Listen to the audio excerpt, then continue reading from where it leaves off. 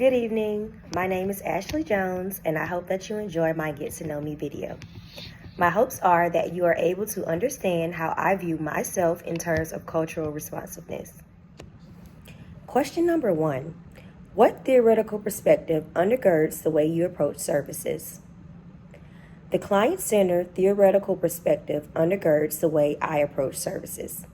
My goal is to provide individualized therapy to each client, taking into account their specific needs and providing the best possible care. I put this theory into practice by combining the unique goals and needs of each client with evidence-based therapy. Question number 2. Will you focus only on the formal results of assessments or incorporate the client's perspective?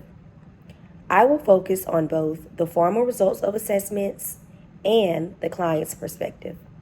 Although the formal assessments provide objective data, it is important to include the client's perspective in order to get a deeper understanding of his or her needs, difficulties, feelings, thoughts, and other factors that could help with providing unique and sufficient care. Will you be concerned with the contextual factors such as policies and social structures that may affect the person's ability to engage fully in their daily lives and power inequities in service delivery and work to eliminate those differences? Of course, I will be concerned with these contextual factors such as policies and social structures. Policies on important factors such as healthcare and insurance limit some clients' access to services and results in disparities. Certain social structures may have a stigma or stereotype of people with speech and language problems. This could cause potential clients to avoid services because of their fear of being judged or rejected by their culture and social structures. I would work to eliminate these differences by educating myself on the factors, by speaking and learning from clients and researching. With proper knowledge, I will then be able to spread awareness of the different factors that lead to disparities and gaps in opportunity.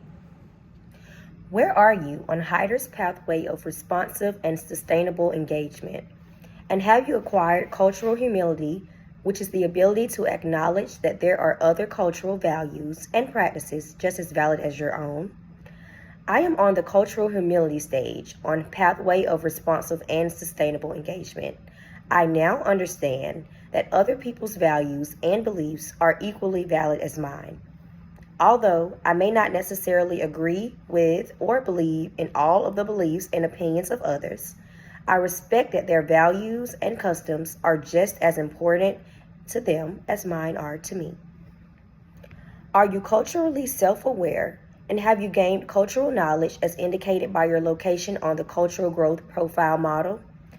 I consider myself to be self-aware and to have learned a great deal because I believe I have gained knowledge on every topic covered in the cultural growth profile, although there is still much more room to grow. On the level of knowledge of bias and stereotypes, I view myself as someone that recognizes that biases and stereotypes exist, whether intentional or unintentional. I also identify the different stereotypes and try my best not to form as many biases as possible when interacting with or examining others. I view myself on the level of knowledge of peripheral situations as a person who understands that there are surrounding factors that affect situations, whether it's environmental factors, financial factors, social factors, and etc. I view myself on the level of knowledge of organized experiences as a person who is educated on the possibilities of structured experiences or activities being affected by many different cultural contexts, such as cultural norms, community involvement, and etc. For the next level, knowledge of self-reflection, I view myself as someone who understands how my own personal values, beliefs, religion, customs, and etc. affect the way that I view people, things, concepts, and more.